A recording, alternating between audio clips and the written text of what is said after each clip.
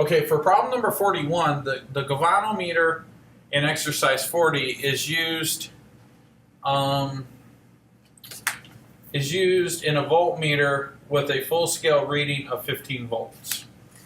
Okay. And it says, should you use one, a shunt resistor, a zero resistor, or a multiplier resistor? And then the second part of the question is, what is the required resistance for your answer? Well, in this particular case, because the voltage is 15, what I would probably say is, since the galvanometer cannot have a large voltage across it, the large voltage has to be across a series resistor. Okay, so let me write that down so you guys can. The galvanometer cannot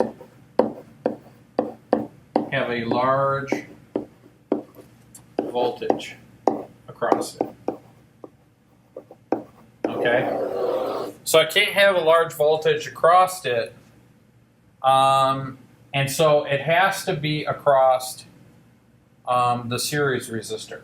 Okay, so what we're going to have to do is we're going to have that, so it has to be across a series resistor. Okay.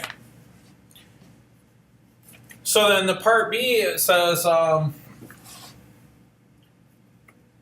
what is the required resistance for your answer in part A?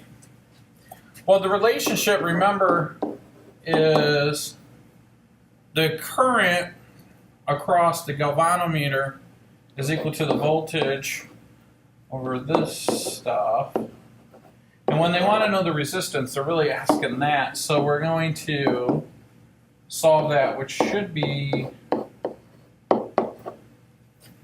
those things there. And let's just double check and see what we know. We know that the voltage is 15 volts. They asked us to plug in the information from problem number 20 or number 40, and so in number 40 they gave us that the current was 2,000 microamps, or we'll just say 10 to the negative 6 amps, and then the last part was the resistor, which was 100 ohms in problem number 40.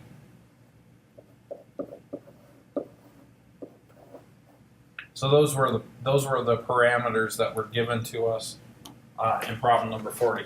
So at this point, we just got to plug those numbers in. So I've got 15 volts divided by 2,000 times 10 to the negative 6 amps minus 100 ohms.